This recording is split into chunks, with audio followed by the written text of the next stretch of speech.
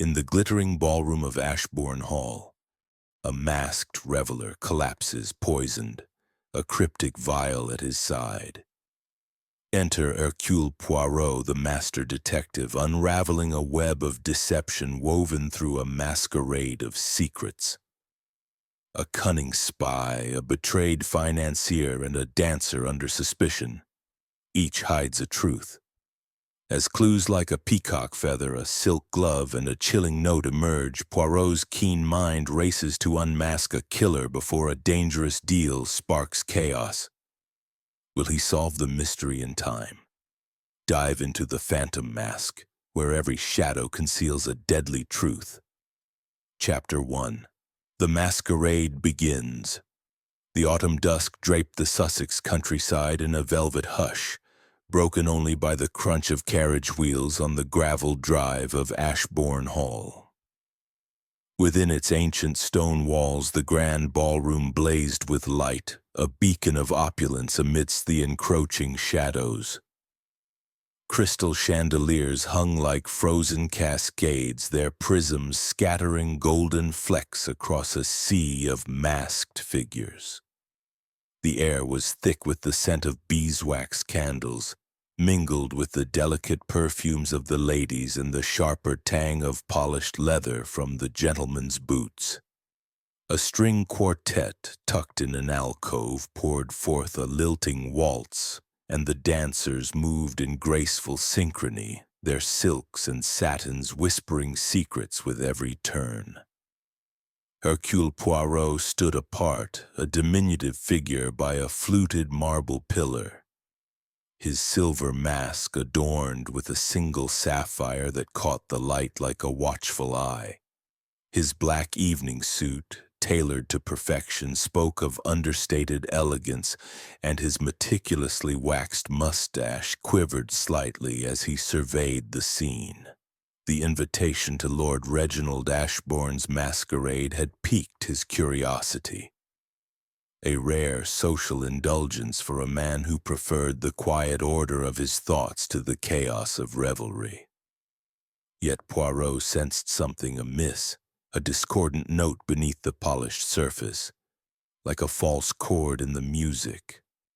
Lord Ashbourne himself, resplendent in a golden lion mask that framed his ruddy cheeks, dominated the room with booming laughter. He clapped a gloved hand on the shoulder of a guest, his voice carrying over the violins. "Welcome, welcome. Tonight we are all phantoms, free to be anyone." His joviality seemed genuine, yet Poirot noted the quick glances he cast toward the corners of the room as if seeking someone or something. Among the swirling crowd, Madame Celeste Duval drew every eye. A French dancer of renown, her lithe form was draped in an emerald gown that shimmered like a peacock's tail. Her mask a cascade of iridescent feathers that swayed with her every step. She moved with a fluid grace, her laughter like the chime of crystal, but her eyes, visible through the mask's slits, flickered with a guarded intensity. Poirot's gaze lingered on her, noting how she glided near a portly gentleman in a crimson mask, Sir Harold Grayson, a financier whose name was whispered in the city with equal parts awe and suspicion. Another figure caught Poirot's attention, a man introduced only as Mr. Victor Klein. His plain black mask and unremarkable evening attire made him a shadow amidst the splendor, yet his very ordinariness was conspicuous. He moved with a measured tread, his head turning slightly as if tracking Sir Harold across the room. Poirot's keen eyes detected a subtle tension in Klein's posture, like a coiled spring beneath his quiet demeanor. The clock on the mantel, an ornate affair of gilt and enamel, began to chime midnight, its notes slicing through the music. A woman's scream shattered the harmony, sharp and piercing. The dancers faltered, their masks turning toward the source. Sir Harold Grayson staggered, his crimson mask askew, revealing a face twisted in agony. He clutched at his throat, his knees buckling as he sank to the polished floor, a spilled glass of champagne rolling from his hand. Gasps rippled through the crowd and the music screeched to a halt. Lord Ashbourne pushed forward, his lion mask now a grim contrast to his ashen face. "A doctor! Fetch a doctor!" he bellowed, kneeling beside the fallen man. Poirot, with the calm precision of a man accustomed to crisis, approached and knelt beside Sir Harold. His gloved fingers brushed the financier's wrist. No pulse. A faint, bitter scent like crushed almonds hung in the air. Poirot's eyes narrowed. Poison. His gaze fell upon a tiny glass vial glinting faintly beneath a fold of Sir Harold's cloak, half concealed as if dropped in haste. The crowd pressed closer, their whispers a rising tide, but Poirot's mind was already at work, arranging the pieces of this sudden, sinister puzzle. Captain Arthur Hastings, Poirot's steadfast companion, appeared at his side, his fox mask slightly askew from his hurried approach.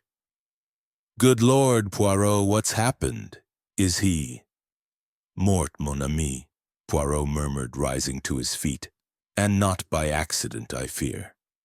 Observe the vial, Hastings. It is the key to this tragedy." As Lord Ashbourne called for order and the guests were ushered to the edges of the room, Poirot's grey cells began their silent dance. A masquerade where all faces were hidden was the perfect stage for murder. But whose hand had struck and why? The sapphire in his mask gleamed as he turned, already seeking the truth behind the glittering facade. Chapter 2. The scene of the crime. The ballroom of Ashbourne Hall, moments ago a stage of mirth and music, now lay under a pall of dread. The chandeliers still blazed, their light harsh against the ashen faces of the guests who had retreated to the room's edges, their masks dangling like discarded identities. The polished oak floor where dancers had swirled in harmony was now marred by the sprawl of Sir Harold Grayson's body, his crimson mask askew, revealing eyes frozen in a final, horrified stare. The air, once sweet with perfume, carried the acrid tang of fear, and something subtler, a bitter whisper of almonds that lingered like an accusation. Hercule Poirot stood beside the fallen financier, his silver mask with its single sapphire glinting as he bent to examine the scene.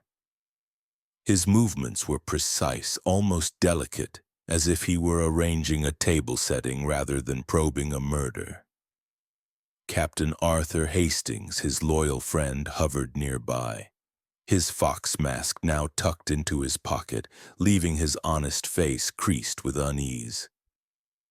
"Good heavens, Poirot," he whispered, his voice taut. "Poison, you say? In a room full of people? It's monstrous." "Monstrous, yes, mon ami," Poirot replied, his voice low and measured, "but not without method.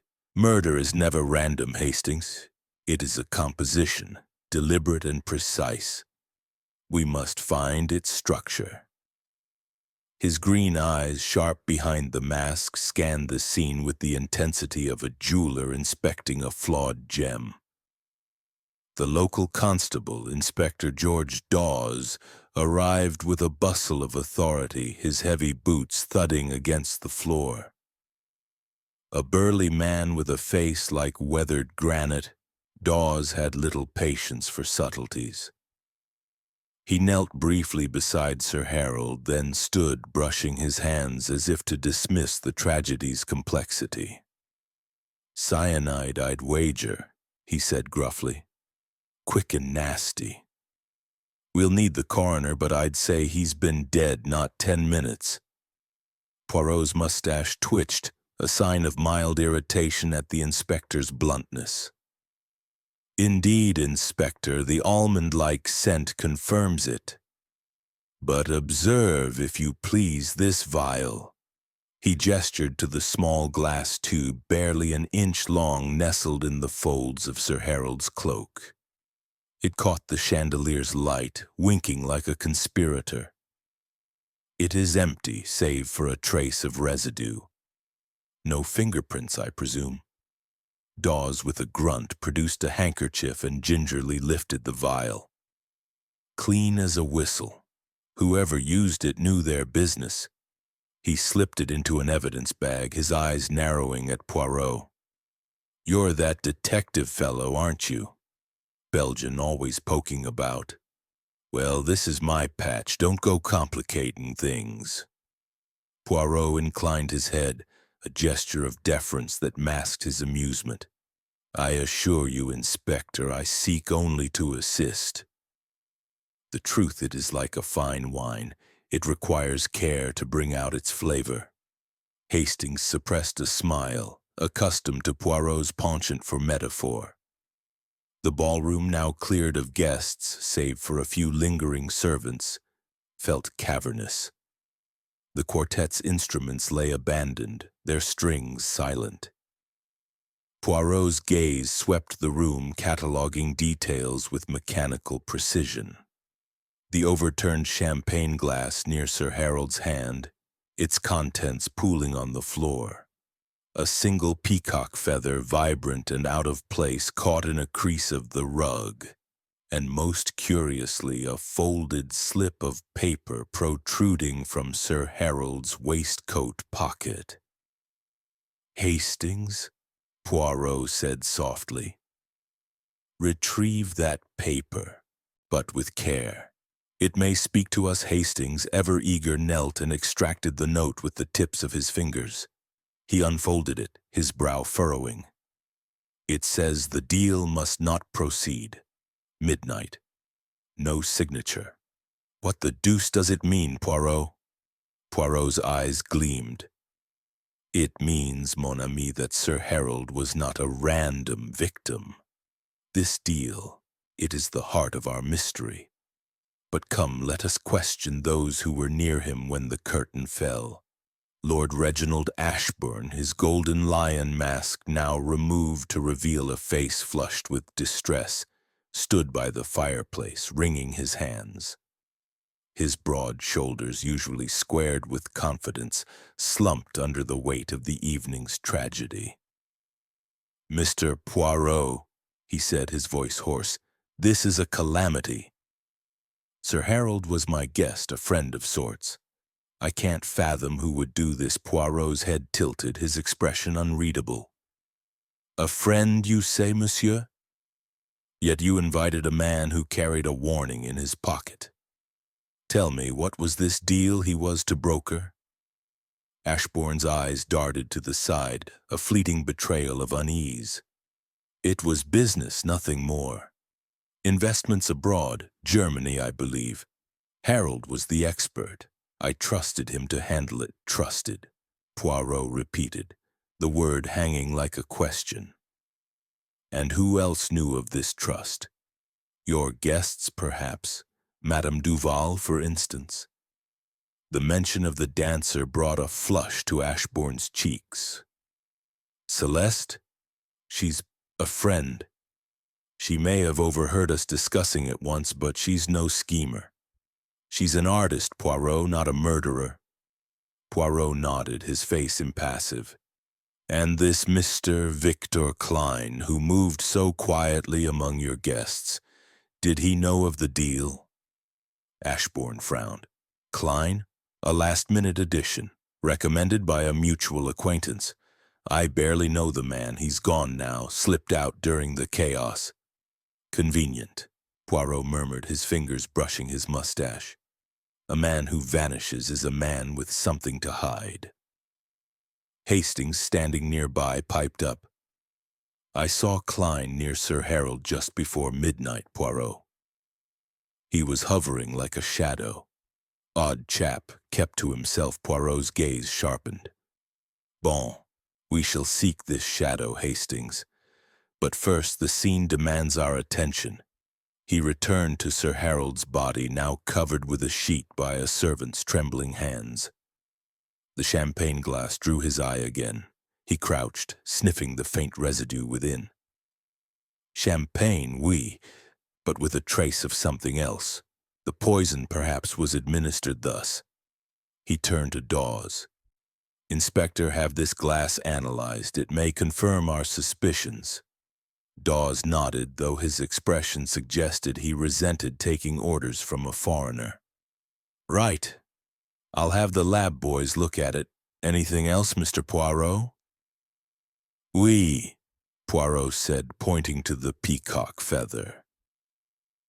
"This feather, it is from Madame Duval's mask, is it not? Yet it lies here, far from where she danced. Curious, none?" Dawes shrugged. "Could have fallen off. She was twirling about near Grayson earlier." "Perhaps," Poirot said, but his tone suggested skepticism. He picked up the feather, twirling it between his fingers. Its vibrant hues seemed to mock the grimness of the moment. "A feather does not fall so precisely, Inspector. It is placed or it is dropped with intent," Hastings, ever practical, interjected. But Poirot, the room was packed. Anyone could have brushed against her mask. Or maybe she was closer to Sir Harold than she let on. Poirot's lips curved slightly. "You are correct, Hastings, that the crowd conceals much. But it also reveals. We must learn who stood where, who saw what, and who wished Sir Harold dead." The inspector, growing impatient, gestured toward the doors. "I'll need statements from everyone. The guests are in the drawing room, cooling their heels. Care to join me, Mr. Poirot?" "In a moment," Poirot replied. "First, I must consult the little gray cells. They require solitude to arrange the facts." Dawes snorted but left to organize his men. Poirot paced a slow circle around the body, his patent leather shoes silent on the rug. He paused at the spot where Sir Harold had fallen, reconstructing the moment in his mind. The financier had been standing near the champagne table, laughing with a group of guests when the scream rang out. The vial, the note, the feather, all pieces of a puzzle but incomplete. The chaos of the masquerade, with its masks and anonymity, was the killer's ally. Yet Poirot knew that even chaos had patterns if one looked closely enough. He turned to Hastings. "Mon ami, consider the note. The deal must not proceed. It is a threat, but also a lure. Sir Harold was meant to be here at midnight, perhaps to meet someone. The poison suggests planning, but the public nature of the act, it is bold, almost reckless." Hastings nodded, though his brow remained furrowed. "So the killer wanted to make a statement? Or they didn't care about being caught?" "Non," Poirot said. "The killer cared very much." The vial was left behind but wiped clean. The act was public, yet the method was private. This is a mind that calculates, Hastings, a mind that hides behind the mask of the crowd. A servant approached, his face pale. "Mr. Poirot, sir. Lord Ashbourne asks if you'll join him in the library. He's not himself." Poirot exchanged a glance with Hastings. "Very well. Lead on." The library was a haven of oak and leather, its shelves heavy with volumes that spoke of Ashbourne's wealth and taste. The host sat in a high-backed chair, a brandy glass in hand, his eyes haunted. "Poirot," he said, "this will ruin me. A murder in my home. What will people say?" Poirot seated himself opposite, his posture immaculate. "They will say, monsieur, what they always say, that scandal follows wealth. But we are not concerned with gossip. We seek the truth. Tell me, who was near Sir Harold when he fell?" Ashbourne rubbed his temples. "I was across the room greeting Lady Wentworth." Celeste, Madame Duval, was dancing nearby, I think. Klein, that odd fellow, was somewhere in the crowd. I didn't see him after the scream and the champagne, Poirot pressed. Who served it? The footman, of course. We had a dozen stationed about. The glasses were on trays, passed freely. Ashbourne's voice cracked. Anyone could have tampered with it. Poirot nodded, his mind cataloguing the possibilities. The footman, the guests, the elusive Klein, all were threads in the tapestry. But the note burned brightest in his thoughts. A deal, a warning, a death. The connection was there, waiting to be unraveled. He rose, adjusting his cuffs. Merci, Lord Ashbourne. Rest if you can. Hastings and I will continue our inquiries. As they left the library, Hastings whispered, He's rattled, Poirot. Do you think he's telling us everything? Poirot's eyes gleamed. No one tells everything, Hastings. But the omissions, they speak as loudly as the words. They returned to the ballroom where Inspector Dawes was barking orders to his men. The body had been removed, but the scene remained untouched, a stage frozen in the moment of tragedy. Poirot knelt once more, his fingers brushing the rug where the feather had lain. He pictured Madame Duval, her graceful form weaving through the crowd, her mask a cascade of feathers. Had she been close enough to drop it? Or had someone else placed it there, a deliberate misdirection? Hastings, he said, rising. We must speak with Madame Duval. Her feather, her presence near Sir Harold, it is too convenient to be coincidence. Hastings nodded, though his expression betrayed doubt. She's a dancer, Poirot, not a criminal mastermind. Could she really? She could, Poirot interrupted, or she could not. That is why we investigate, mon ami. Come, the night grows long and the truth does not wait. As they moved toward the drawing room, where the guests awaited questioning, Poirot's mind churned. The vial, the note, the feather, the champagne, each was a clue, a fragment of the killer's design. The masquerade had been the perfect cover, its anonymity a shield for treachery. But Hercule Poirot was no stranger to shadows. He would find the truth, unmask the killer, and restore order to the chaos of Ashbourne Hall. Chapter 3. The Host's Burden. The library of Ashbourne Hall, with its towering shelves of leather-bound volumes and the faint scent of old paper, offered a stark contrast to the glittering chaos of the ballroom. A fire crackled in the hearth, casting flickering shadows across the oak-paneled walls.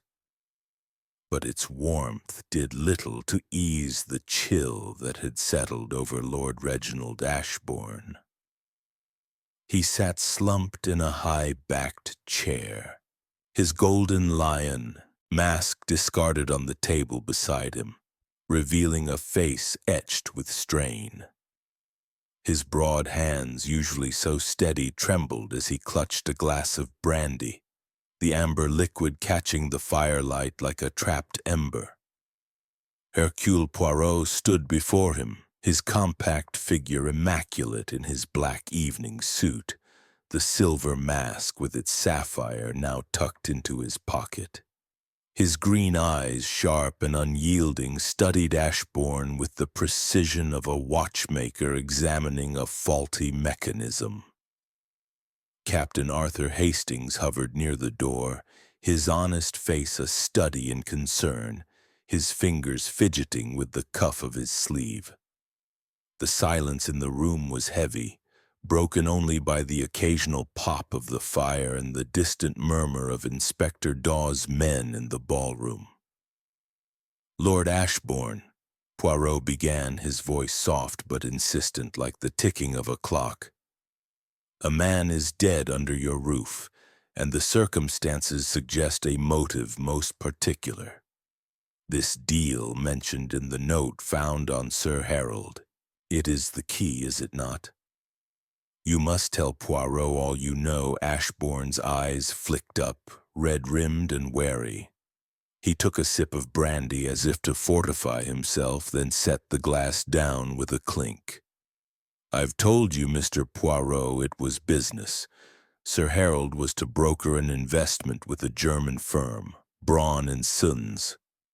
Something about industrial ventures. He handled the details. I merely provided the capital."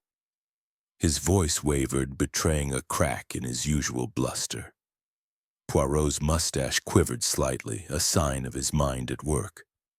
"And yet, monsieur, a note in Sir Harold's pocket warned that this deal must not proceed. A warning, followed by death. You claim ignorance, but your eyes, they betray unease. Who else knew of this arrangement?" Ashbourne shifted in his chair, the leather creaking under his weight.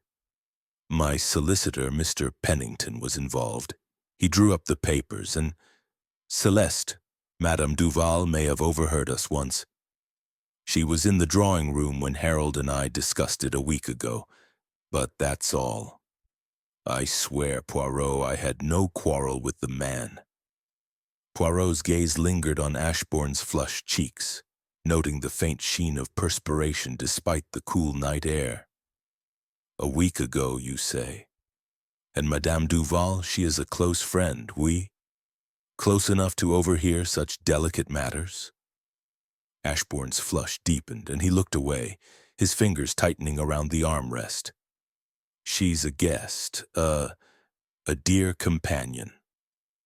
She's no part in this, Poirot. She's a dancer, not some scheming villain."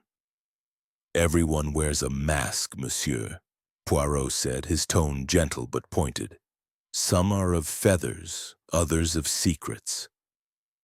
You will provide me with a list of all your guests, including this Mr. Victor Klein, who has so conveniently vanished." Ashbourne nodded, his shoulders sagging further. "Of course.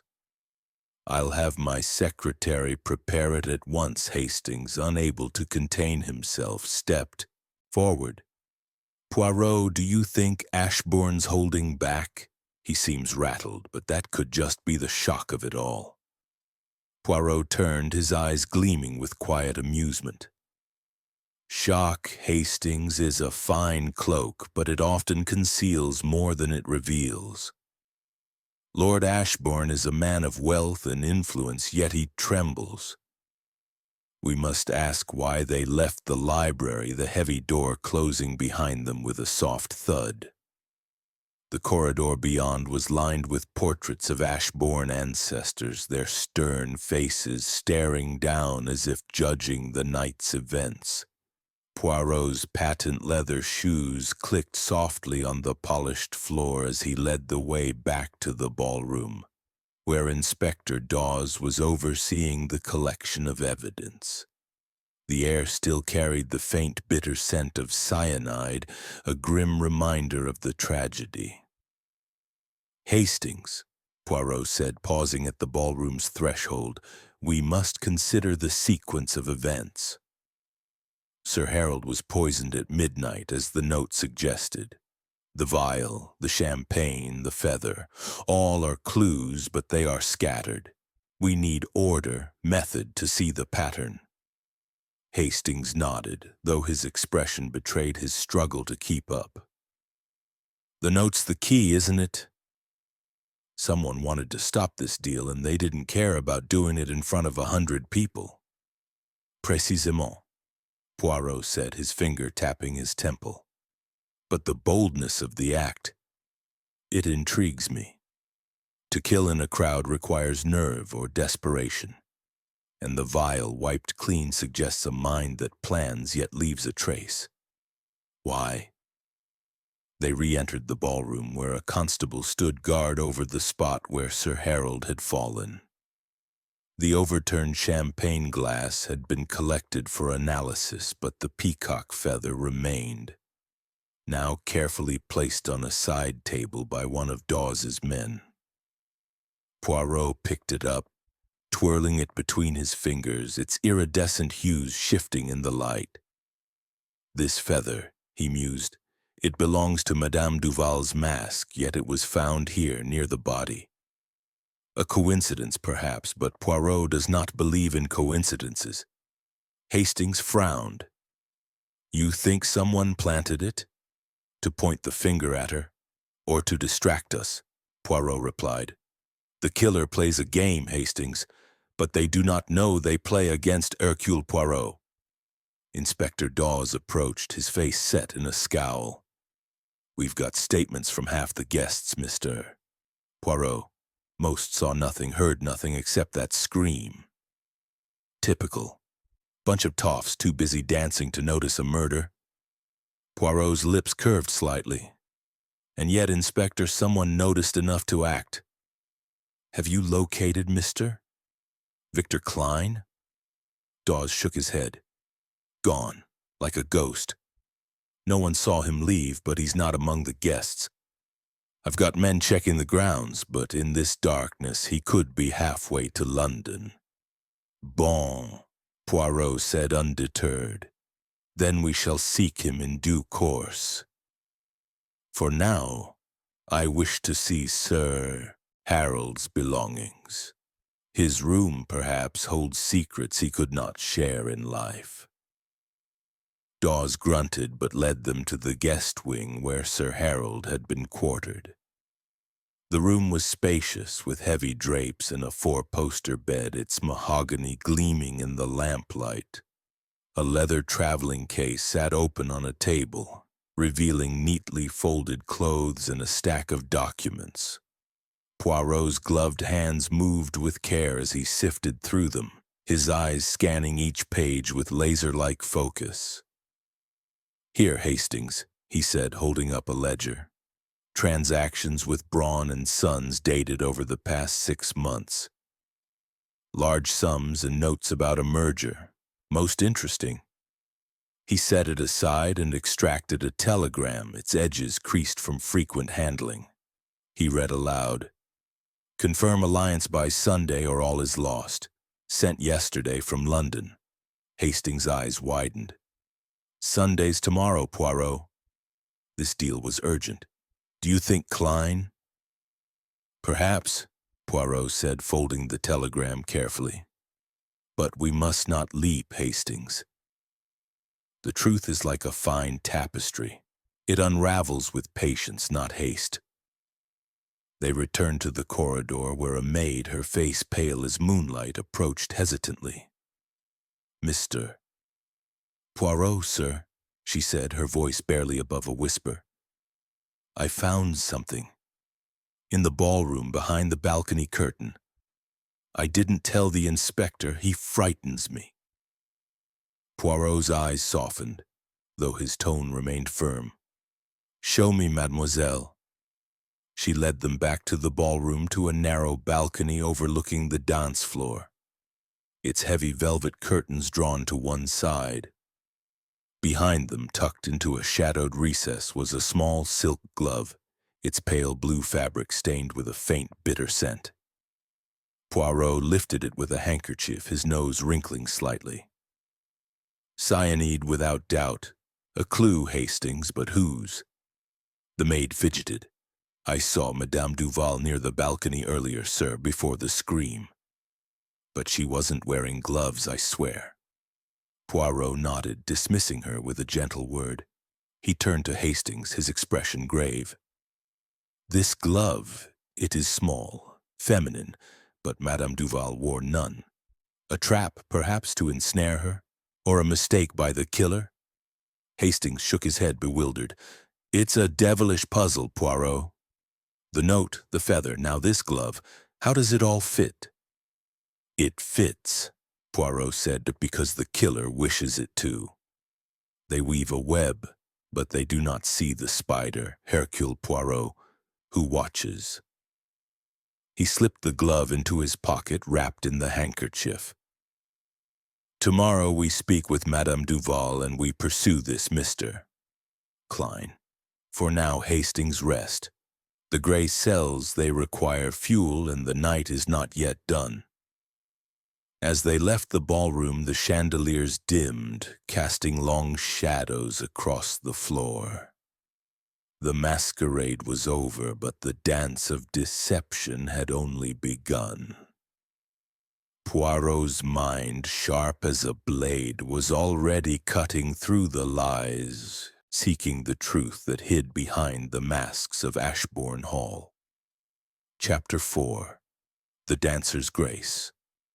The morning sun filtered through the tall windows of Ashbourne Hall, casting a golden haze over the rose garden where Hercule Poirot had arranged to meet Madame Celeste Duval. The garden was a haven of order, its neatly trimmed hedges and vibrant blooms a testament to the estate's meticulous care, yet the air held a lingering unease from the previous night's tragedy. Dew glistened on the petals, and the faint hum of bees mingled with the distant clatter of servants preparing the house for another day of inquiry. Poirot, dressed in a pristine gray suit, his silver mask now replaced by a simple black tie, stood by a stone bench where Madame Duval's peacock feather mask lay, its iridescent plumes catching the light like a captive rainbow. Captain Arthur Hastings, ever at Poirot's side, adjusted his hat against the morning chill, his face a mixture of curiosity and skepticism. "She's a dancer, Poirot," he said, his voice low. "All grace and charm, but could she really be mixed up in this? That feather near Sir Harold, it's damning, but it feels too obvious." Poirot's moustache twitched, a subtle sign of his amusement at Hastings' earnestness. "Mon ami, the obvious is often the most deceptive. A feather does not fall by chance in a murder scene. It is placed, or it is overlooked. Madame Duval's grace may hide a sharper edge. We shall see. Madame Duval appeared at the garden's entrance, her emerald gown replaced by a simple cream dress that clung to her lithe frame, accentuating her dancer's poise. Her dark hair was swept into a loose chignon, and her eyes, unguarded by the mask, were a striking hazel, flecked with gold. She moved toward them with the effortless glide of one accustomed to commanding a stage, yet her hands twisted a silk handkerchief, betraying a flicker of nerves. "Monsieur Poirot," she said, her French accent softening the edges of her words, "you wish to see me. I am devastated by what happened to poor Sir Harold. He was a kind man, a patron of the arts. Why would anyone do this?" Poirot inclined his head, his gaze steady but not unkind. "Madam, I do not doubt your grief, but I seek the truth. You were near Sir Harold last night, dancing close to where he fell. A feather from your mask was found beside his body, and Lord Ashbourne tells me you overheard talk of this deal with Braun and Sons. You will understand, I think, why I must ask what you know." Madame Duval's lips parted, a faint flush rising to her cheeks. She sank onto the bench, her fingers tightening around the handkerchief. I danced near him, yes. He complimented my performance, offered to fund my next season in Paris, but I saw nothing unusual, nothing to suggest. Her voice broke, and she pressed the handkerchief to her lips. Poirot's eyes narrowed, though his tone remained gentle. "And the deal, madam? What did you hear when you were perhaps in Lord Ashbourne's drawing-room a week ago?" She hesitated, her gaze flickering to the roses as if seeking refuge in their beauty. "It was not intentional, monsieur. I was there to discuss a charity performance. Reginald, Lord Ashbourne, and Sir Harold were speaking in low tones. I caught only fragments. A merger, a German firm, something about political risks. Sir Harold seemed troubled. He said it might cause trouble, but he did not elaborate. I thought little of it at the time. Poirot tilted his head, his fingers brushing the edge of the bench where the peacock mask lay. Troubled, you say? And yet you did not mention this to anyone? Not even to Lord Ashbourne, with whom you are close? Her flush deepened, and she straightened, her eyes flashing with a hint of defiance. I am a guest here, Monsieur Poirot, not a spy. My friendship with Reginald is no secret, but it is not your concern. I had no reason to harm Sir Harold. He was my benefactor. My friend Hastings, standing a few paces away, shifted uncomfortably. Madame Duval, he said, his voice kind but firm. That feather. It's hard to explain. It was right by Sir Harold's body.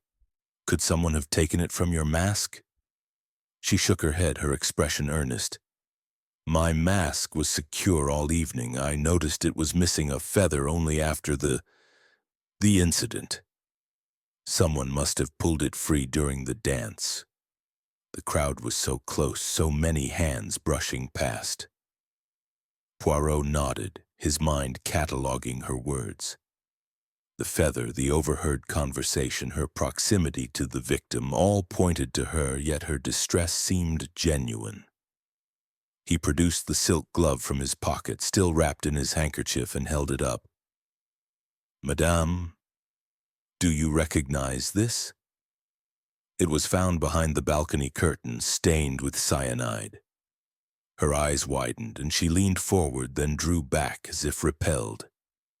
No, monsieur, it is not mine. I wore no gloves last night. My costume did not require them. You saw me dance. My hands were bare. Indeed, Poirot said, slipping the glove back into his pocket. And yet, a glove, a feather.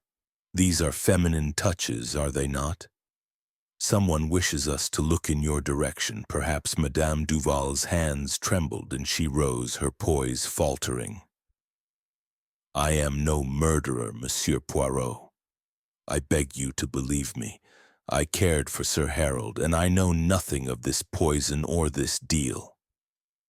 Poirot studied her for a moment, his gray cells sifting through her words, her gestures, the flicker of fear in her eyes. Merci, madame, he said at last. You may go, but remain at the hall. The truth, it will emerge, and Poirot will find it. As she retreated, her steps quick but graceful, Hastings turned to Poirot. She's convincing, Poirot, but that feather, it's too neat. Do you think she's telling the truth? Poirot's lips curved slightly. The truth? Hastings is like a dance. It requires balance. Madame Duval speaks with sincerity, but sincerity can be rehearsed. We must verify her story. They returned to the house, where Poirot requested the guest list from Lord Ashbourne's secretary, a thin, bespectacled man who handed over a neatly typed sheet. Poirot's eyes scanned the names, pausing at Victor Klein's entry, a London address, vague and unpromising. Hastings, he said, you will go to London this afternoon. Find this address, learn what you can of Mr. Klein. He is a shadow, and shadows often hide the most. Hastings nodded, eager for action. Right, Poirot. I'll take the next train. But what about you? What's next? I shall remain here, Poirot said, his voice calm but resolute. The glove, the feather, the note, they are pieces of a puzzle, and Ashbourne Hall is the board on which it is played. I must speak with the servants, examine the ballroom again, and consider the champagne. The poison, it did not appear by magic. They parted, Hastings hurrying to prepare for his journey while Poirot returned to the ballroom. The space was quieter now, the chandeliers dimmed, the air heavy with the memory of the night before. A constable stood guard, but Poirot's presence was enough to grant him access. He moved to the spot where Sir Harold had fallen, his eyes tracing the path from the champagne table to the body. The overturned glass was gone, sent for analysis, but he pictured it in his mind, a crystal flute, its contents laced with death.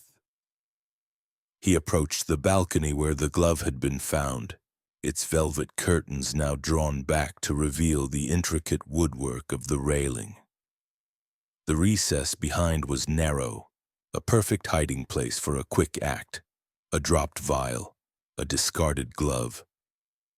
Poirot knelt, his gloved fingers brushing the floor, searching for anything overlooked. A faint scratch on the wood caught his eye, barely visible, as if something small and hard had been dragged across it. A ring, perhaps, or the edge of a vial. He filed the detail away, his mind already weaving connections. A footman, clearing away the last of the champagne trays, paused as Poirot approached. "You, monsieur," Poirot said, his tone polite but firm. "You served the champagne last night, oui? Did you notice anything unusual? A guest lingering near the trays, perhaps?" The footman, a young man with nervous eyes, shook his head. "It was a mad rush, sir. People grabbing glasses left and right. I didn't see anything odd, but, well, there was one fellow kept to the shadows near the table. Dark mask, didn't talk much." Poirot's eyes gleamed. "This man, describe him." "Tallish, sir, but not bulky. Black mask, plain clothes. Didn't seem to fit with the fancy lot. I thought he was just shy, but he was watching the trays like he was waiting for something." "Merci," Poirot said, dismissing the footman. The description matched Klein, but it was too vague to be certain. The net was tightening, but the prey remained elusive. As Poirot left the ballroom, his thoughts returned to Madame Duval. Her grace, her fear, her connection to both victim and host. They formed a delicate thread in the tapestry of the crime. Was she a pawn or a player? The glove suggested someone wished to implicate her, but the feather, had it truly fallen by chance, or was it a deliberate stroke in the killer's design? He paused in the corridor, his fingers brushing his mustache. "The little gray cells, they work," he murmured. "The truth is there, waiting to be unmasked. And Poirot, he will find it." Chapter 5. The Stranger's Shadow. The morning mist clung to the Sussex countryside, shrouding Ashbourne Hall in a ghostly veil. As Hercule Poirot stood at the window of his guest room, his sharp eyes tracing the distant hedgerows. The estate, so vibrant with revelry the previous night, now seemed subdued, its grandeur muted by the weight of murder.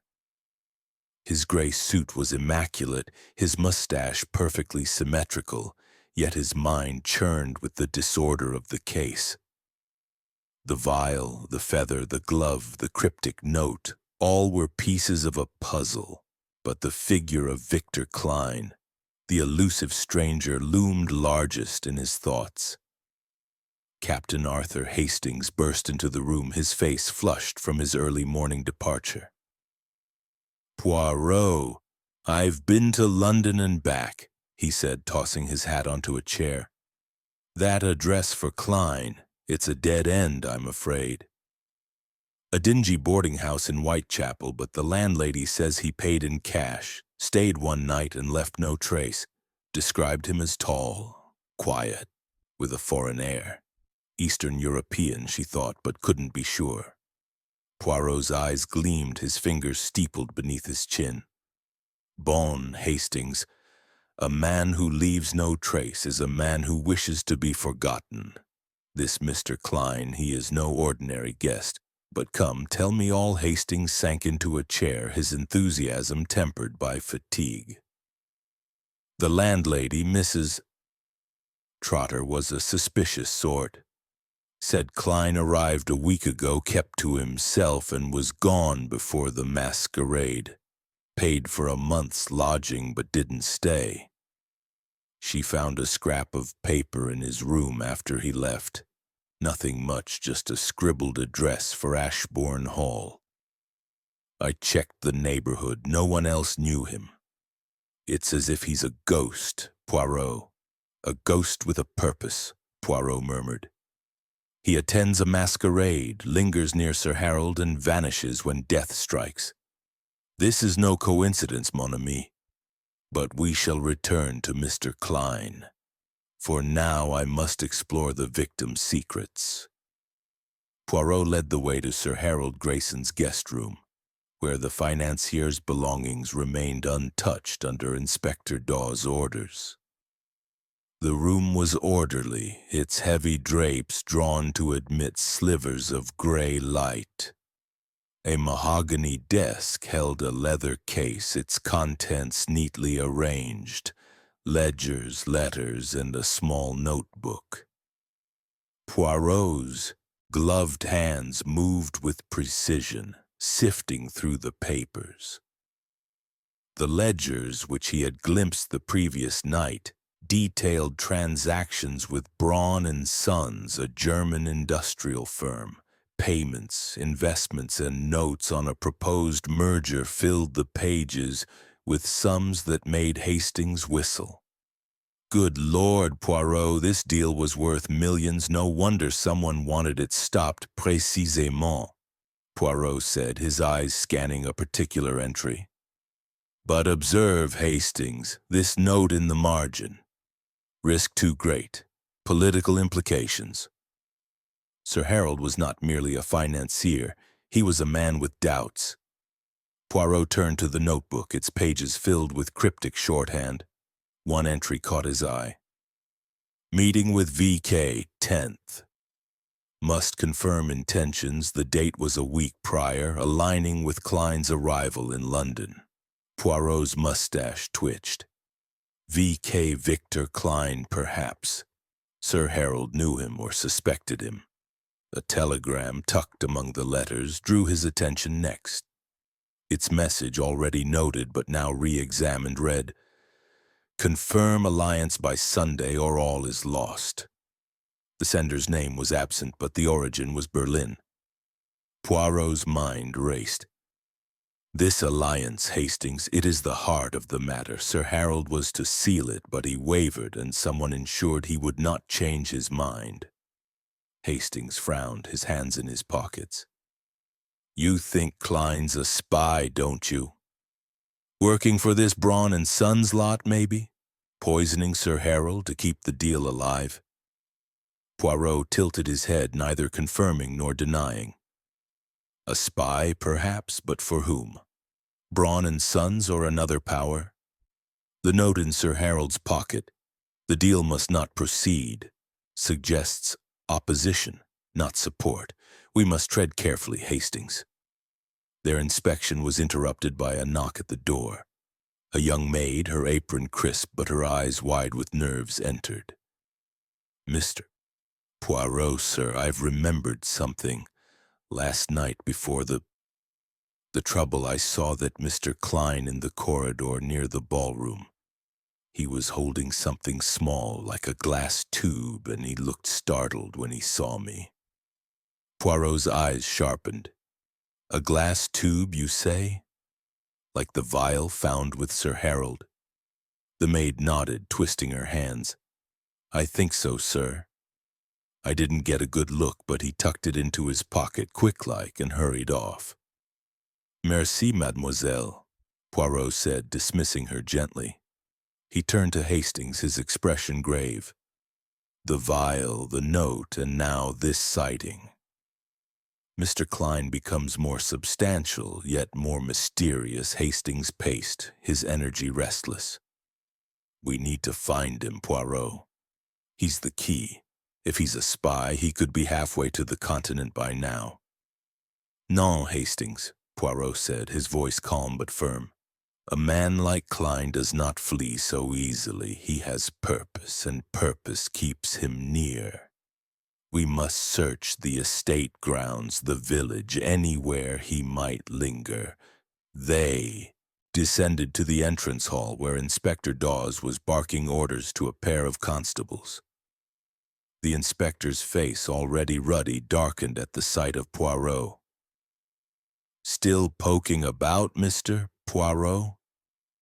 "My men are combing the grounds for Klein, but it's like chasing a shadow in a storm. No sign of him." Poirot nodded, unruffled. "Then we must look where shadows hide, Inspector. The village inn, perhaps, or the stables. A man does not vanish without leaving a trace." Dawes grunted, clearly skeptical but unwilling to argue. Poirot and Hastings stepped into the crisp morning air, the mist now lifting to reveal the sprawling lawns of Ashbourne Hall. They made their way to the stables, where a groom was brushing down a chestnut mare. Poirot's questions were met with a shake of the head. No strangers had been seen, no horses taken. But as they turned to leave, the groom called after them. "There was one thing, sir. A cloak left in the tack room this morning. Black plain, not one of ours." Poirot's eyes gleamed as he examined the cloak, its wool heavy with the scent of tobacco and a faint chemical tang. "Cyanide, perhaps," he murmured, folding it carefully. "A clue, Hastings, and one that points to our elusive Mr. Klein." They proceeded to the village inn, a quaint establishment with ivy-clad walls and a creaking sign. The innkeeper, a stout man with a wary gaze, confirmed that a tall, quiet man matching Klein's description had taken a room the previous evening, but left before dawn. "Paid in cash, didn't say much," the innkeeper said. "Had a black mask with him like the ones from the ball." Poirot thanked him, his mind already weaving the threads together. Back at the hall, he sat in the library, the cloak and the telegram before him. "Hastings," he said, "and we have a picture, incomplete but emerging. Klein, or whoever he is, knew Sir Harold. He carried a vial, wore a cloak, and vanished after the murder. The deal with Braun and Sons was his motive, but whether to protect it or destroy it, we do not yet know." Hastings leaned forward, his eyes bright with excitement. "What's next, Poirot?" "We can't let him slip through our fingers." Poirot's lips curved into a faint smile. "We set a trap, mon ami. The masquerade revealed the killer's boldness. We shall use that boldness against him. But first we must understand the stage, the guests, the servants, the secrets of Ashbourne Hall. The truth it hides in plain sight, and Poirot will uncover it." As the sun climbed higher, casting long shadows across the estate, Poirot's mind worked with relentless precision. Klein was the shadow, but shadows were cast by light, and Poirot would find the source. Chapter 6. The Guests Unmasked. The drawing room of Ashbourne Hall was a study in restrained opulence. Its walls adorned with gilt-framed portraits and its windows draped in heavy velvet that softened the midday light. The guests, summoned by Hercule, Poirot's request, sat in a tense semicircle, their masks now discarded, revealing faces etched with unease. The air was thick with the scent of polished wood and the faint tang of nervous perspiration. The revelry of the masquerade was a distant memory replaced by the grim reality of murder. Poirot stood before them, his compact figure radiating authority, his gray suit pristine despite the long hours of investigation. His green eyes swept the room sharp as a falcon's, missing nothing. Captain Arthur Hastings stood near the fireplace, his hands clasped behind his back, his honest face a mirror of the guests' discomfort. It's like a courtroom, Poirot, he whispered, leaning close. They're all on edge, waiting for you to point the finger. Poirot's mustache quivered slightly, a sign of his quiet amusement. No, Hastings, not a courtroom, but a stage. Each guest plays a role, and we must discern which is the killer's script. Observe, mon ami, and listen. He paced slowly, his patent leather shoes silent on the Aubusson rug, his hands clasped behind his back. Mesdames et messieurs, he began, his voice clear and measured. A tragedy has unfolded in this house. Sir Harold Grayson lies dead, poisoned by cyanide in the midst of a masquerade. A vial, a note, a feather, and a glove. These are the clues left behind. But the truth, it lies not in objects alone, but in your actions, your words, your secrets. I ask you now, who among you saw Sir Harold in his final moments? Who knew of his deal with Braun and Sons? A murmur rippled through the room like wind stirring dry leaves. Lord Reginald Ashbourne, seated at the head of the group, shifted uncomfortably, his ruddy face pale. Madame Celeste Duval, her hazel eyes wide, sat with her hands folded tightly in her lap, her cream dress a stark contrast to the vibrant peacock mask she had worn. The other guests, minor aristocrats, wealthy merchants, and a retired colonel, exchanged wary glances, their silence heavy with unspoken thoughts. Miss Clara Wentworth, a young heiress with a sharp chin and a nervous laugh, spoke first. I saw that man, Mr. Klein, near Sir Harold just before midnight, she said, her voice high and brittle. He was standing by the champagne table, watching Sir Harold like a hawk. I thought it odd, but then the music started and I lost sight of him. Poirot's eyes gleamed. Merci, Mademoiselle Wentworth. And this Mr. Klein, did he speak to Sir Harold? She shook her head, her curls bouncing. Not that I saw. He just lingered. It gave me the shivers. The retired colonel, a grizzled man named Sir Edmund Blake, cleared his throat. I noticed Klein, too, he said, his voice rough with years of command. Chap had a foreign air about him. Eastern European, I'd wager. Kept his distance, but his eyes were everywhere. Didn't trust him from the moment I saw him. Poirot nodded, his expression unreadable. And you, Colonel, where were you when Sir Harold fell? By the balcony smoking a cigar, Sir Edmund replied. Heard the scream, saw the crowd part. Couldn't make out much in the chaos, but Klein wasn't there after. Poirot turned to Madame Duval, who sat rigid, her gaze fixed on her hands. Madame, you danced near Sir Harold. You have told me he was a friend, a patron. Did you see this Mr. Klein, or anything else that struck you as unusual? Her head lifted, her eyes meeting his with a flicker of defiance. I told you, Monsieur Poirot, I was dancing. The room was a whirl of people, masks, lights. I saw nothing but Sir Harold's smile as he complimented my steps. Then the scream, and he was gone. Poirot's lips curved slightly, but his eyes remained sharp. And the feather from your mask, madame? It was found beside his body. A curious detail, no? Her breath caught and she pressed her lips together.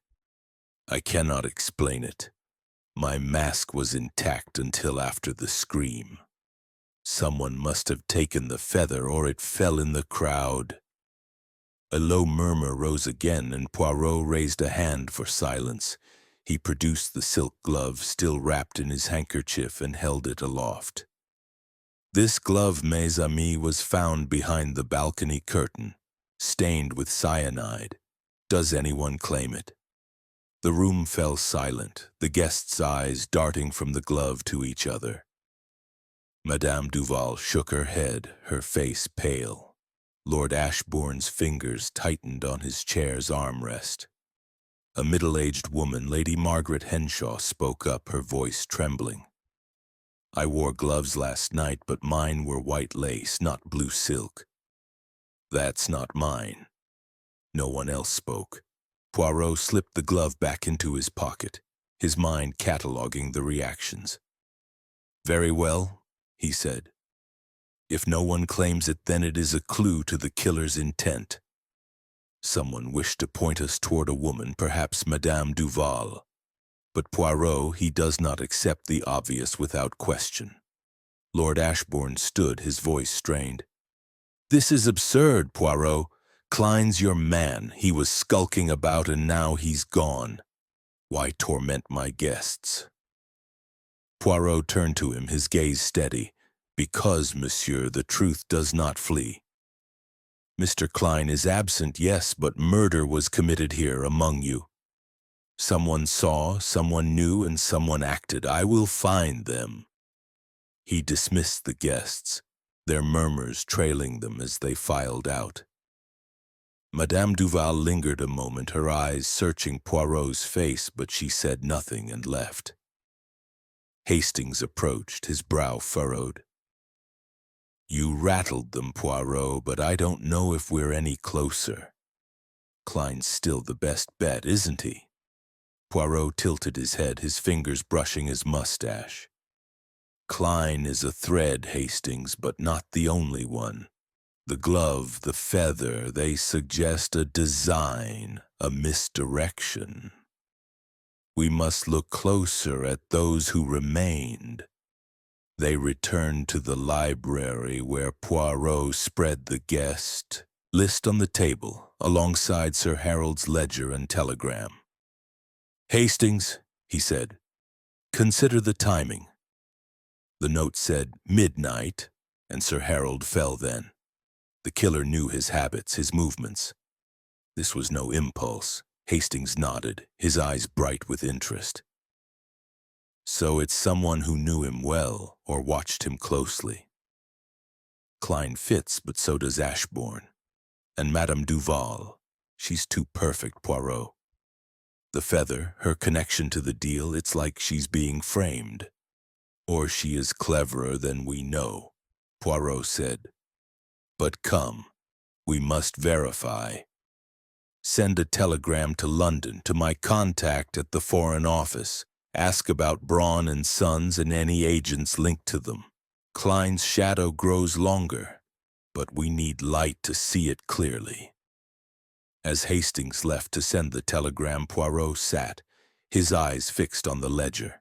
The figures danced before him, but it was the human motives, greed, fear, betrayal, that held the key. The guests had unmasked their faces, but their secrets remained hidden, and Poirot knew the truth lay in peeling back those final layers. Chapter 7. The Deal Unveiled. The late morning light filtered through the mullioned windows of Ashbourne Hall, casting intricate patterns on the polished floor of the library where Hercule Poirot sat, his posture as precise as the ticking of a metronome. Before him lay Sir Harold Grayson's ledger, its pages open to a web of transactions that hinted at secrets larger than the walls of the estate could contain. The air was heavy with the scent of old leather and the faint smoke of a dying fire, and the distant clatter of servants' footsteps underscored the house's uneasy quiet. Captain Arthur Hastings, having dispatched a telegram to Poirot's contact at the Foreign Office, paced the room, his energy a stark contrast to Poirot's stillness. "Poirot," Hastings said, pausing by a bookshelf. "This Klein fellow, he's got to be our man. The maid saw him with a vial, he was lurking near Sir Harold, and now he's vanished. It's as clear as day." Poirot's green eyes flickered with a trace of amusement, though his expression remained grave. "Clear, Hastings? None, it is a fog, and we must part it with care. Mr. Klein is a shadow, but shadows are cast by something solid. We must find the source he rose, his movements deliberate, and cross to the window, his gaze sweeping the grounds as if the answers lay hidden among the manicured lawns. The note in Sir Harold's pocket, the deal must not proceed. And the telegram, confirm alliance by Sunday or all is lost. These are not mere words. They are the threads of a tapestry, and we must follow them to the weaver. Hastings nodded, though his brow furrowed. You're thinking of this Braun and Sons deal, aren't you? It's the heart of it all, précisément, Poirot said, turning back to the ledger. Sir Harold was no mere financier. He was a man caught in a web of power, and someone cut the thread to silence him. I must speak with his solicitor, Mr. Pennington. He will know more of this deal. Leaving Hastings to monitor the house, Poirot donned his overcoat and hat, his appearance as immaculate as ever despite the gravity of the case. He hired a car from the village and drove to the nearby town of Lewis, where Mr. Pennington's office occupied a modest Georgian building on the high street. The solicitor, a wiry man with ink-stained fingers and a perpetually harried expression, welcomed Poirot into a cluttered office lined with legal tomes and files. "Mr. Poirot," Pennington said, adjusting his spectacles, "I heard about Sir Harold. A dreadful business. How can I assist you?" Poirot seated himself, his hands resting lightly on his knees. "Monsieur Pennington, you were Sir Harold's solicitor and privy to his dealings with Braun and Sons. Tell me, what was the nature of this merger and who opposed it?" Pennington's fingers twitched, betraying a flicker of unease. "The merger was ambitious, Mr. Poirot. Braun and Sons is a German industrial firm specializing in machinery, some say with military applications. Sir Harold was to broker an alliance between Lord Ashbourne's company and Braun, pooling resources for a venture that promised significant profits. The contracts were nearly finalized, set to be signed tomorrow." Poirot's mustache quivered. "Military applications, you say? This is no small matter.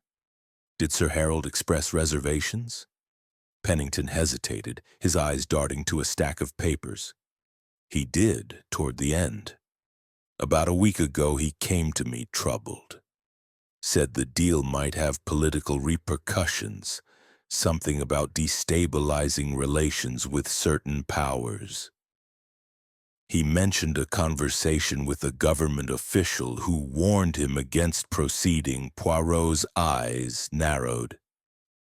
"This official, who was he?" Pennington shook his head. "Sir Harold didn't say. Only that the warning came from someone high up, through a discreet channel. He was considering withdrawing, but he feared the consequences, financial and otherwise." "And this Mr. Victor Klein," Poirot pressed, "did Sir Harold mention him?" Pennington frowned, searching his memory. "Not directly, but there was a note in his last letter to me mentioning a meeting with a VK. He seemed wary, said he needed to confirm intentions.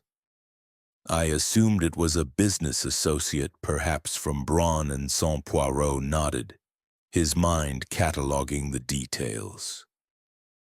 "Merci, Monsieur Pennington. One final question. Were you aware of anyone else who knew the details of this deal? Madame Duval, perhaps?"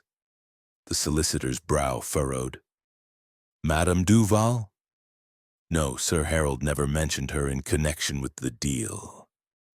But Lord Ashbourne, he's fond of her, isn't he? She might have overheard something, though I can't imagine her involved in anything sinister." Poirot rose, adjusting his cuffs. The imagination, monsieur, is a dangerous thing when it leaps too far. I prefer facts, and you have provided them. Bonnet returned to Ashbourne Hall, the car's engine humming as his thoughts raced. The deal with Braun and Sons was no mere business venture. It carried the weight of international intrigue, perhaps espionage. Sir Harold's hesitation had made him a target, and Klein or someone else had acted to silence him. The glove, the feather, the vial, all were distractions, but the note and the telegram pointed to a deeper motive. Back at the hall, Hastings greeted him with news. Poirot, one of the constables, spotted a man matching Klein's description near the village inn this morning, cloaked, keeping to the alleys. Dawes has men searching, but he's slippery. Poirot's eyes gleamed. Bon, he remains close as I suspected. A man with a mission does not flee far. We must tighten the net, Hastings. They retired to the library where Poirot spread out the clues. The ledger, the telegram, the cloak from the stables, and the silk glove. Consider, Hastings, he said. The deal was to be sealed tomorrow, yet Sir Harold was killed last night. The killer acted with urgency, but why? To protect the deal or to destroy it? Hastings rubbed his chin. If Klein's with Braun and Sons, maybe he killed Sir Harold to stop him from backing out. But the note, the deal must not proceed. That sounds like someone else, someone who wanted it stopped. Exactement, Poirot said, his voice low. We have two forces at play. One to push the deal forward, another to halt it. Klein is the key, but he is not alone. The glove, the feather, they point to Madame Duval, yet she denies involvement. Is she a victim of misdirection or a player in the game? Hastings leaned forward, his eyes bright. What's our next move, Poirot? Poirot's lips curved into a faint smile. We watch, Hastings. We listen. The guests, the servants, the village, they all hold pieces of the truth. Tonight we shall dine with Lord Ashbourne and his guests, and Poirot will observe. The killer, they think they have outwitted us, but they do not know the little gray cells.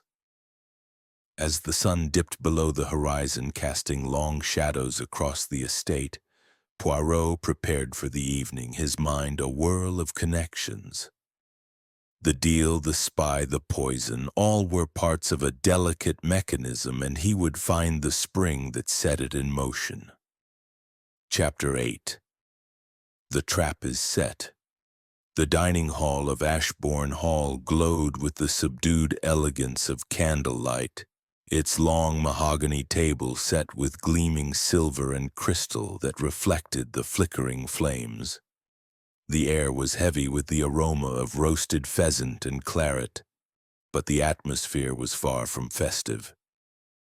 The guests, fewer now as some had departed under Inspector Dawes' grudging permission, sat in uneasy silence, their faces shadowed by the weight of the previous night's tragedy.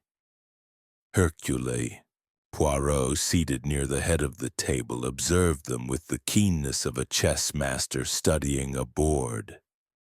His gray suit was impeccable, his mustache a perfect arc, but his green eyes missed nothing.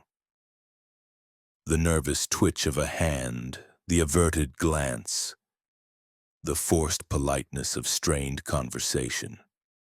Captain Arthur Hastings at his side leaned close, his voice a whisper. Poirot, this feels like a wake, not a dinner. Everyone's on edge, and I can't say I blame them. Do you really think the killer's still here? Poirot's lips curved faintly, his gaze fixed on the guests. Mon ami, the killer is always close until the trap is sprung. Tonight we shall stir the waters and see what rises Lord Reginald Ashbourne, at the head of the table, attempted to play the gracious host, though his forced joviality faltered. His ruddy face was pale, his eyes darting to the empty seat where Sir Harold Grayson should have sat. Madame Celeste Duval, in a simple black gown that contrasted starkly with her previous night's vibrancy, picked at her food, her hazel eyes guarded. The remaining guests, Miss Clara Wentworth, Sir Edmund Blake, and Lady Margaret Henshaw, spoke in low tones, their words clipped as if fearing to say too much. Poirot had proposed a bold plan earlier that day, one he shared only with Hastings and reluctantly Inspector Dawes. "We shall reenact the masquerade," he had declared, his voice firm. "Not in its entirety, but enough to jog memories, to provoke a reaction. The killer, they thrive on anonymity, but they cannot resist the stage where their crime was committed."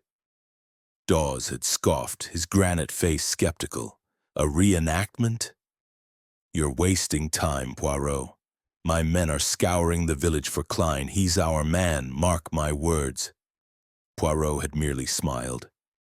"Then let us test your theory, Inspector. If Klein is our killer, he may return, drawn by the lure of unfinished business. If not, the true culprit will betray themselves under pressure." Now, as the dessert plates were cleared, Poirot rose, tapping his glass with a silver spoon. The chime cut through the murmurs, drawing all eyes to him. "Mesdames et messieurs," he said, his voice clear and commanding, "last night a man was murdered in this house, poisoned in the midst of a masquerade. The killer used the chaos of masks to strike, but they left clues: a vial, a note, a feather, a glove. Tonight we shall return to the ballroom, recreate the scene, and invite the truth to step forward." A gasp rippled through the room. Miss Wentworth's hand flew to her mouth, and Sir Edmund's brow furrowed. Madame Duval's eyes widened, but she said nothing. Lord Ashbourne stood, his voice strained. "Poirot, is this necessary? The guests are shaken enough." "It is necessary, monsieur," Poirot replied, his tone unyielding.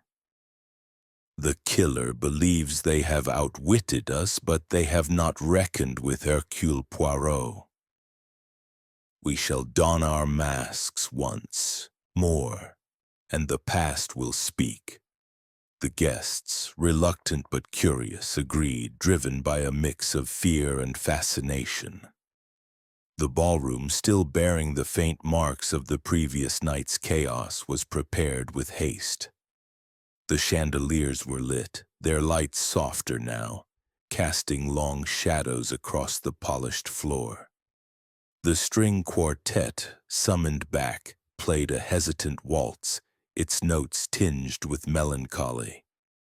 The guests donned their masks: Ashbourne's golden lion, Duval's peacock feathers, Wentworth's delicate butterfly, Blake's stern eagle, transforming them once more into phantoms of the night. Poirot positioned Hastings near the balcony where the silk glove had been found, with instructions to watch for any unfamiliar figure. "Klein, if he is here, will not resist the lure," Poirot murmured. "But watch the others too, Hastings. The killer may be among us." Madame Duval took to the floor, her movements graceful but less fluid, her eyes scanning the crowd through her mask's slits. Lord Ashbourne hovered near the champagne table, his hands fidgeting as he greeted guests with forced warmth. Poirot, his silver mask with its sapphire glinting, moved through the shadows, his presence unobtrusive yet commanding. He watched the guests, noting their positions, their glances, their hesitations. As the clock neared midnight, the tension in the room thickened, the air taut with anticipation. Poirot slipped behind a pillar, his eyes fixed on the champagne table where Sir Harold had taken his fatal drink. A figure emerged from the crowd, tall and cloaked, a plain black mask concealing his face. Victor Klein. Poirot's heart quickened, but he remained still, a predator waiting for the moment to strike. Klein paused near the balcony, his head turning as if searching the crowd. Poirot moved silently, his steps muffled by the music, and approached from behind. As the clock began to chime midnight, he stepped forward, his voice low but firm. "Monsieur Klein, or should I say Herr Brown, your game is over." The figure froze, his shoulders stiffening. The music faltered, and the guests turned, their masks a gallery of curiosity and fear. Klein slowly removed his mask, revealing a sharp-featured face with cold blue eyes and a thin scar tracing his jaw. His accent, when he spoke, was clipped, with a hint of a foreign cadence. "You are clever, Poirot, but you know nothing." Poirot's eyes gleamed undeterred. "I know enough, monsieur. You were seen with a vial, you watched Sir Harold, and you fled when he died. The deal with Braun and Sons, was it your family's honor you protected or something more?" Klein's lips twisted into a sneer, but before he could respond, Inspector Dawes, alerted by Hastings, stormed into the ballroom with 2 constables. "Victor Klein, you're under arrest for the murder of Sir Harold Grayson," Dawes barked, his handcuffs glinting. Klein's eyes darted, assessing his escape, but the constables closed in. Poirot raised a hand, his voice calm. "A moment, Inspector. Let us hear what Monsieur Klein has to say. The truth, it is close now." The guests watched, breathless, as Klein's composure wavered. Poirot's trap had sprung, but the full truth remained just out of reach, hidden in the shadows of the Masquerade.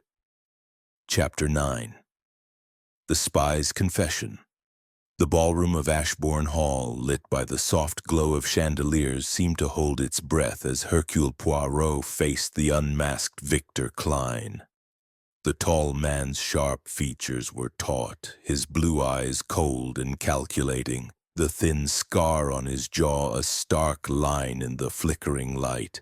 The waltz had ceased, the string quartet's bows stilled, and the guests stood frozen, their masks a gallery of silent witnesses. Inspector Dawes and his constables flanked Klein, their presence a heavy reminder of the law's weight, but Poirot's authority held the room. His silver mask, now tucked into his pocket, left his face bare, his green eyes piercing as they locked onto Klein's. Captain Arthur Hastings, stationed near the balcony, edged closer, his honest face alight with anticipation. "You've got him, Poirot," he whispered, barely audible. "He's cornered now." Poirot raised a hand, silencing Hastings without breaking his gaze. "Monsieur Klein," he said, his voice low but resonant.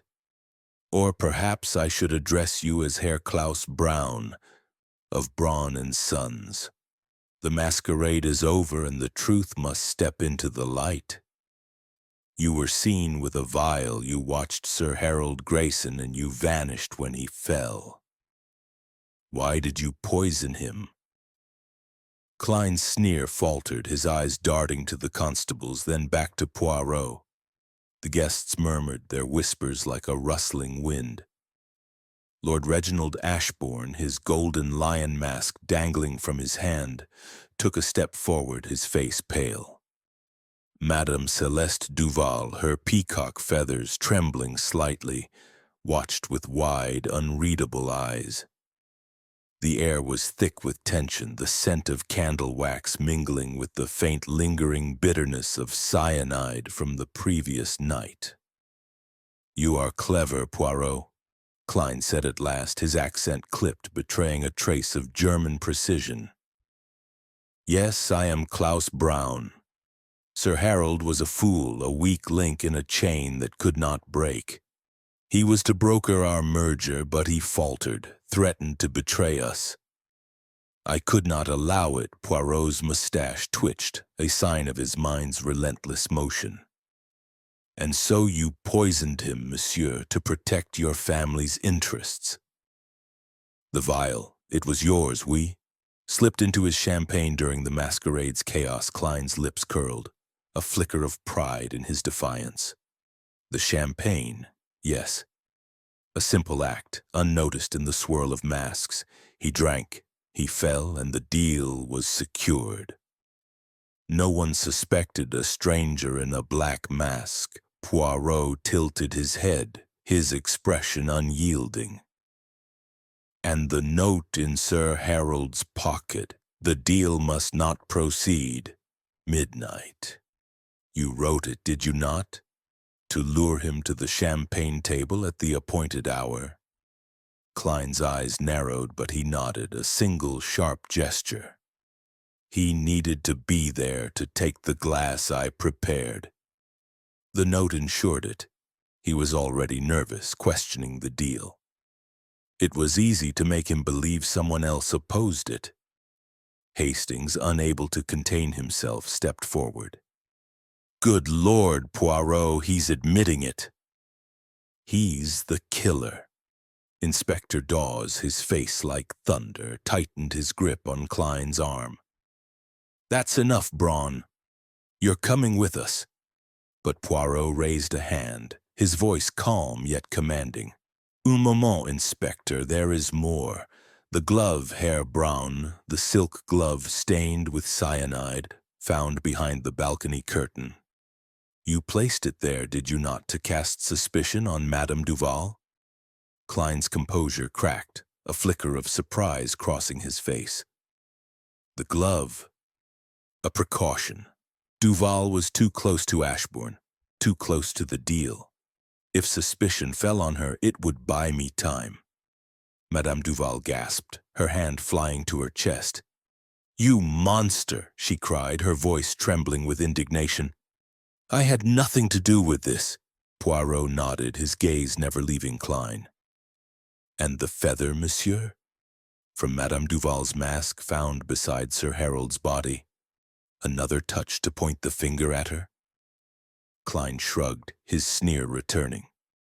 A happy accident. Her mask shed feathers all evening. I saw one fall and I left it where it lay. Why not let it add to the confusion? Poirot's eyes gleamed, his mind piecing together the final threads. You are meticulous, Herr Braun, but not infallible. The cloak in the stables, the vial seen by the maid, your presence near the champagne table. These betray you. You acted alone. We? Klein's silence was answer enough, his jaw tight as he stared at Poirot. Dawes' impatient signaled to his constables. Right, that's it. You're under arrest for murder, Braun. Move. As the constables led Klein away, the guests erupted into murmurs, their masks slipping further from their hands. Lord Ashbourne sank into a chair, his face ashen. My God, Poirot, he muttered. A spy in my house. Poirot turned to him, his expression grave but composed. A spy, monsieur, and a murderer. But the truth, it is clear now. Herr Braun sought to protect his family's deal, a deal Sir Harold threatened to unravel. The masquerade was his shield, but Poirot he sees through all disguises. Hastings, still buzzing with excitement, clapped Poirot on the shoulder. You did it, old chap. Caught him red-handed and in front of everyone. Poirot's lips curved into a faint smile. Not red-handed, Hastings, but unmasked. The little gray cells, they do not fail. As the ballroom emptied, the chandeliers dimmed, casting long shadows across the floor.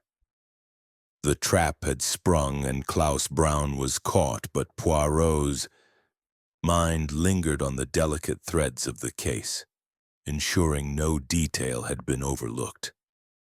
Chapter 10. The Dancer's Secret. The morning after Klaus Braun's arrest, Ashbourne Hall seemed to exhale, its grand halls and manicured gardens bathed in a tentative calm. The mist that had clung to the Sussex countryside had lifted, revealing a sky of pale blue. Yet a shadow lingered over the estate, as if the echoes of the Masquerade's tragedy refused to fade. Hercule Poirot, his grey suit as pristine as ever, stood in the rose garden where he had first questioned Madame Céleste Duval. The air was crisp, scented with dew and the faint sweetness of late-blooming roses, but Poirot's mind was far from the tranquility of the scene. Klaus Braun's confession had unraveled much of the mystery, yet a few threads remained loose, and Poirot's meticulous nature demanded they be tied. Captain Arthur Hastings joined him, his face alight with the satisfaction of a case nearly closed. "Poirot, you were brilliant last night," he said, adjusting his hat against the morning breeze. "Trapping Braun like that in front of everyone, it was like something out of a play." "But is it really over?" He admitted everything. Poirot's green eyes flickered, his mustache twitching slightly. "Over, Hastings? Perhaps for Herr Braun, who now faces justice. But the puzzle, it is not complete. The glove, the feather, these were meant to implicate Madame Duval. Why such effort to cast suspicion on her? We must be certain no other hand was at work." Hastings frowned, his enthusiasm dimming. "You think there's more to it?" Braun said the glove was a precaution and the feather was just chance. "Chance, mon ami, is a word Poirot distrusts," Poirot replied, his voice low but firm. "We shall speak with Madame Duval once more. Her role in this drama is not yet fully illuminated." They found Madame Duval in the conservatory, a glass-walled haven filled with exotic plants and the soft trickle of a fountain. She sat on a wicker chair, her black gown replaced by a soft lavender dress that clung to her dancer's frame. Her hazel eyes, usually so vibrant, were shadowed with fatigue, and her hands rested motionless in her lap, a rare stillness for one so accustomed to movement. The peacock feather mask lay on a table nearby, its plumes a vivid reminder of the night of the murder. "Madame Duval," Poirot began, seating himself opposite her. "Herr Braun has confessed to the murder of Sir Harold Grayson. He sought to protect a deal with Braun and Sons, a deal Sir Harold threatened to abandon.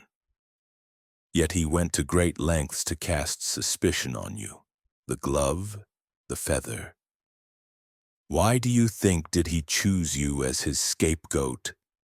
Madame Duval's lips parted, a flicker of fear crossing her face before she composed herself. "Monsieur Poirot, I have asked myself this 1,000 times. I knew nothing of Klaus Braun, nothing of his schemes.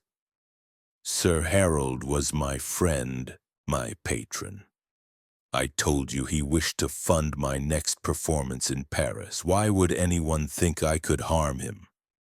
Poirot tilted his head, his gaze steady but not unkind. "And yet, madam, you were close to Lord Ashbourne, close enough to overhear talk of this deal.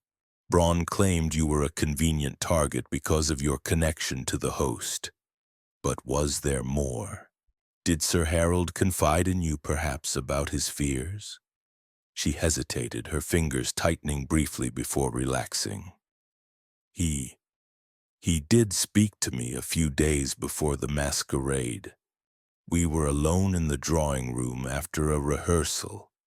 He was agitated, said he'd been warned against the deal by someone in the government. He feared it could lead to trouble, political trouble, even war. He said he was considering withdrawing, but it would cost him dearly. Poirot's eyes gleamed, his mind seizing the detail. This warning, madame. Did he name its source? She shook her head, her chignon loosening slightly. No, he was vague. Only that it came through a trusted channel. He seemed torn, Monsieur Poirot. He cared for me, you see. Not in a romantic way, but as a friend. He said he didn't want his actions to harm others, including me. Hastings, standing by the fountain, interjected. That's why Braun targeted you then. You were close to Sir Harold, and he knew it. The glove, the feather, it was all to muddy the waters. Poirot nodded, but his expression remained guarded. Perhaps, Hastings. But the glove, it is a feminine touch, and Braun, he is precise. Why choose a glove you did not wear, madame? And why place it behind the balcony where it might not be found? Madame Duval's eyes filled with tears, and she rose, her voice trembling. I swear, Monsieur Poirot, I am no killer. I cared for Sir Harold. I knew nothing of Braun's plans until last night. If he used me to cover his crime, it was cruel, but I am innocent. Poirot studied her, his gray cells sifting through her words, her tears, the faint tremor in her hands. I believe you, madam, he said at last, his tone gentle but firm. The glove was a fabrication, the feather a stroke of fortune for Braun. He exploited your proximity to Sir Harold, your connection to Lord Ashbourne, to create a shadow of guilt. But Poirot sees through shadows. She sank back into her chair, relief softening her features. Thank you, monsieur. I feared you would think me capable of such a thing. Poirot rose, adjusting his cuffs. The truth, madame, is my only concern. You have helped to clarify it. Rest now, but remain at the hall. The case, it is nearly closed. As they left the conservatory, Hastings turned to Poirot, his brow furrowed. You're satisfied, then? Braun acted alone, and Madame Duval was just a pawn. Poirot's lips curved into a faint smile. Satisfied, Hastings? No, not yet. The little gray cells, they are content, but they whisper of one final detail. We must confirm with Lord Ashbourne that all threads are tied. They found Lord Ashbourne in his study, surrounded by papers and the faint scent of brandy. His face, once ruddy with confidence, was drawn, his eyes heavy with the weight of the past days. Poirot, he said, rising, you've caught the man. Braun, a spy. It's unthinkable. What more is there? Poirot seated himself, his posture impeccable. Monsieur, Braun has confessed, but I must ask, did you suspect his true identity? Your deal with Braun and Sons, was it purely business, or did you know of its political weight?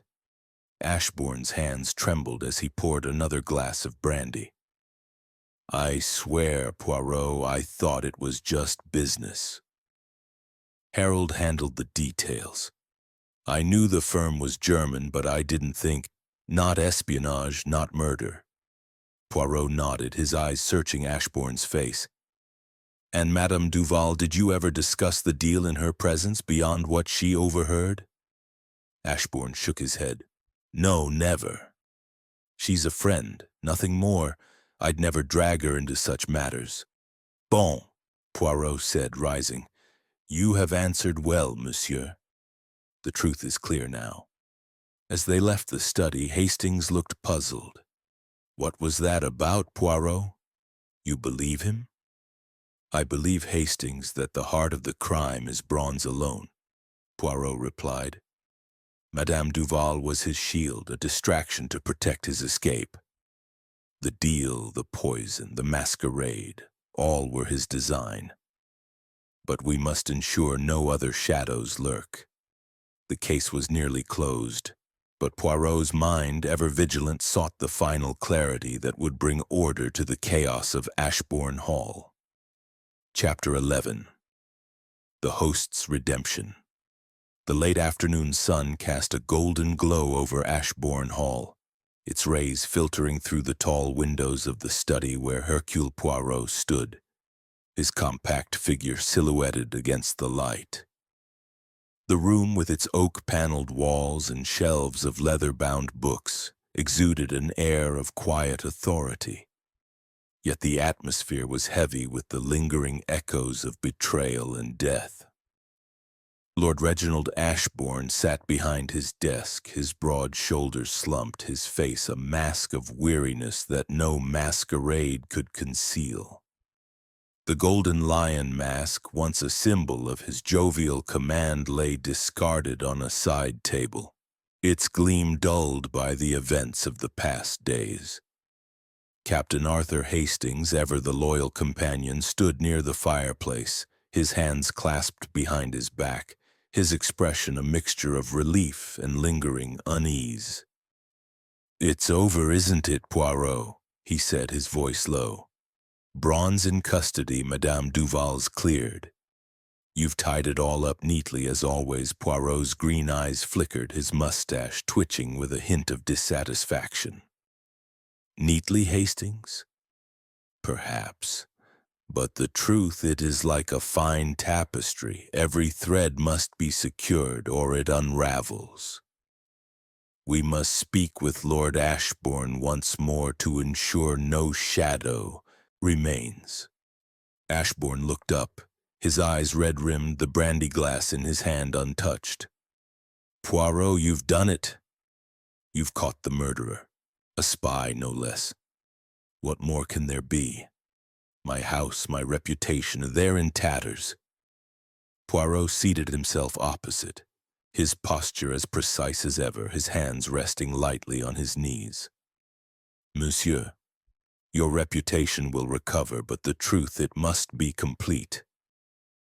Klaus Braun killed Sir Harold Grayson to protect a deal with Braun and Sons, a deal you financed. Yet you claim ignorance of its true nature. Tell me, did you never suspect the political weight of this merger? Did no one warn you, as they warned Sir Harold?" Ashbourne's fingers tightened around the glass, his knuckles whitening. "I swear, Poirot, I thought it was just business. Harold was the expert. He handled the contracts, the negotiations. I provided the capital, nothing more. I knew Braun and Sons was a German firm, but I didn't think, not espionage, not this." Poirot's gaze was unyielding, though his tone remained gentle. "And yet, Monsieur, Sir Harold was troubled. He confided in Madame Duval that he feared political repercussions, perhaps even war. You were his partner in this venture. Did he never share these fears with you?" Ashbourne's face crumpled, and he set the glass down with a clink. "He did once.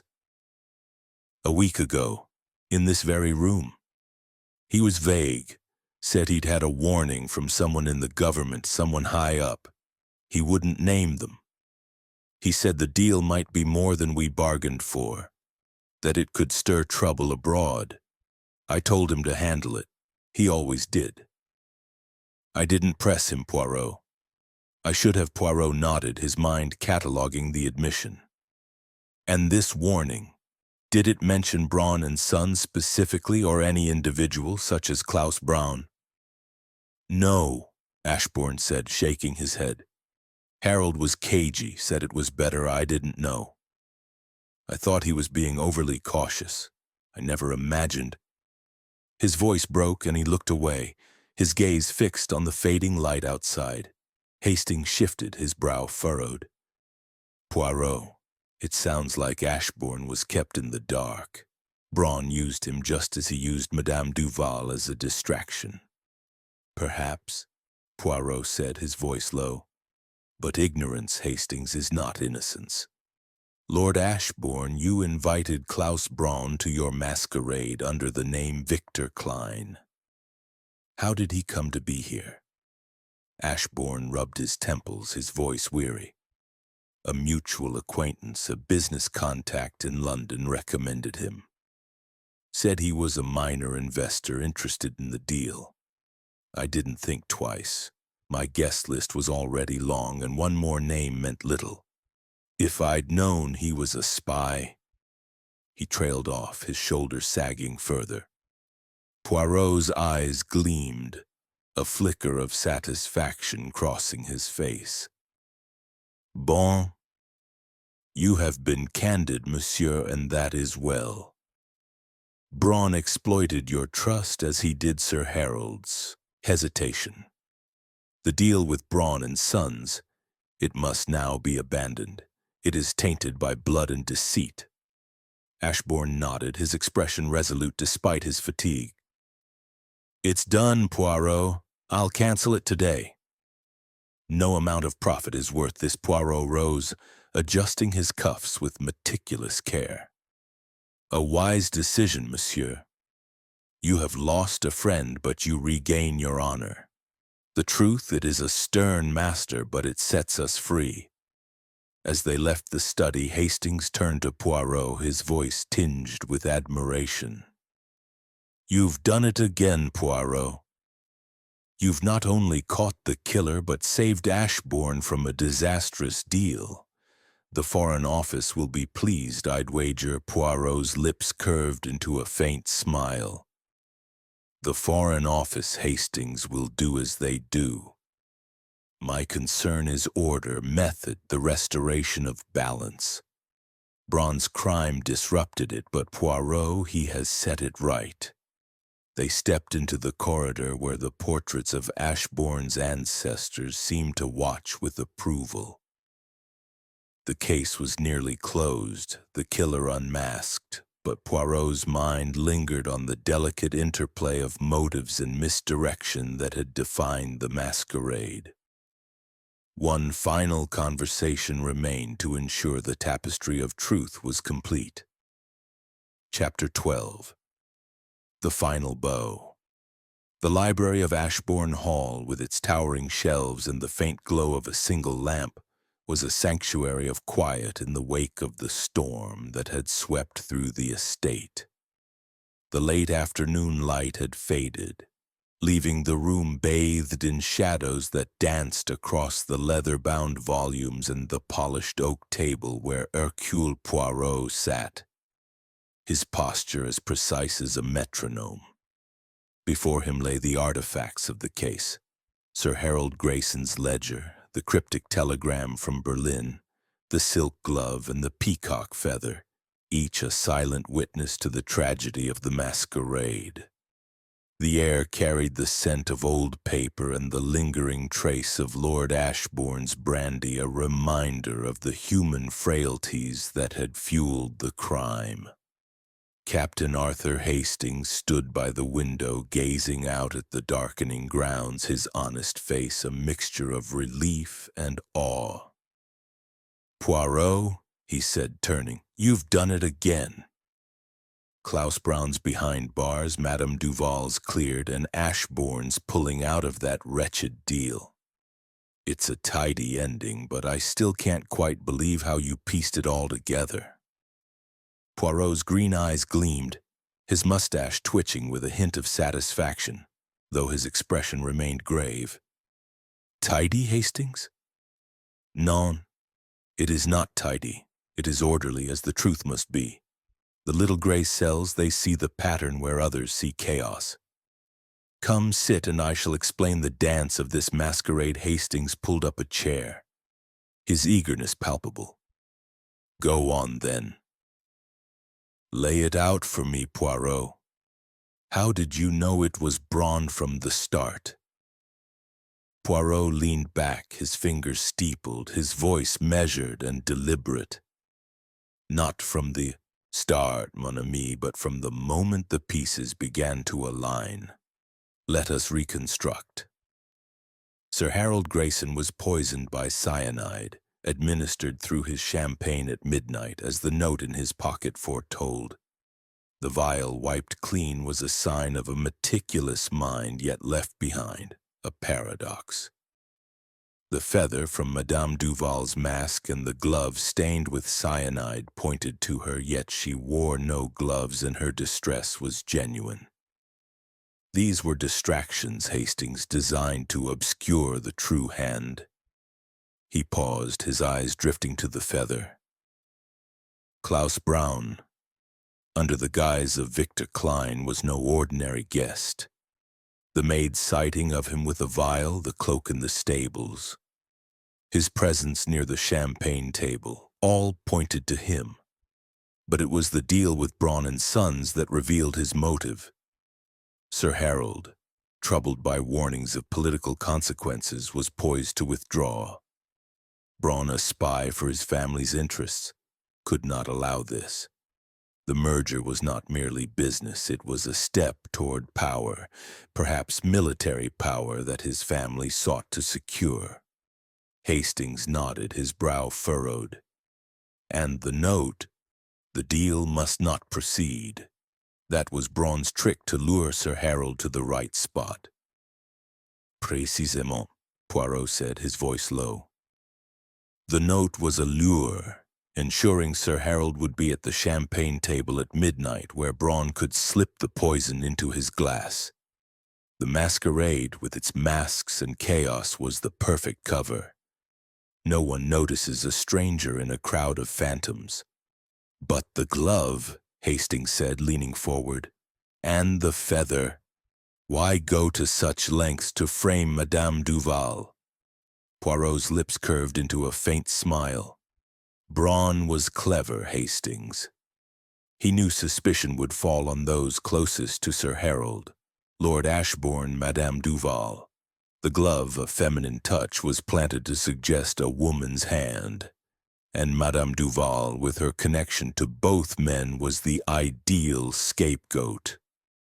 The feather was a stroke of fortune. Braun saw it fall and left it where it lay, knowing it would strengthen the illusion of her guilt. But he underestimated Poirot. The glove was too convenient, the feather too coincidental. The truth, it always reveals itself to those who seek it with method. Hastings shook his head, his admiration clear. You saw through it all, Poirot.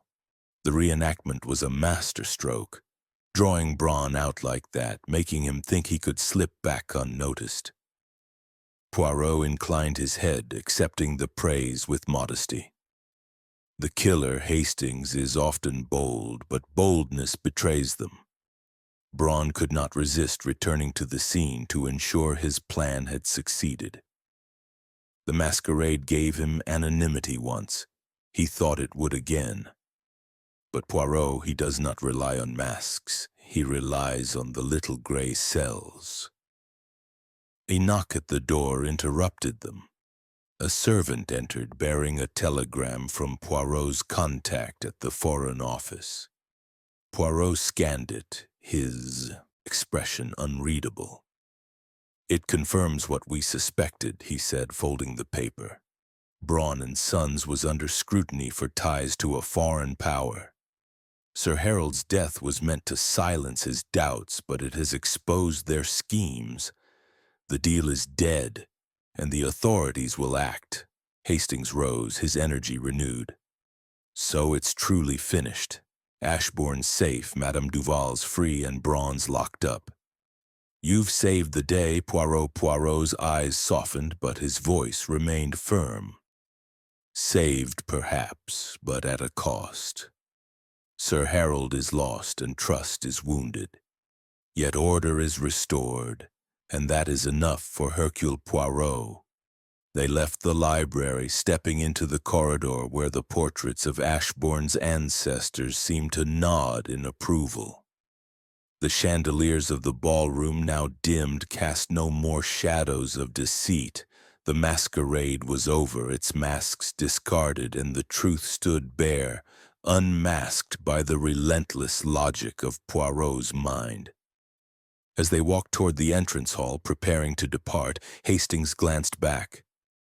You know, Poirot, I'll never look at a masked ball the same way again. Poirot's lips curved into a rare, genuine smile. Nor should you, mon ami. Behind every mask lies a truth, and Poirot, he will always find it.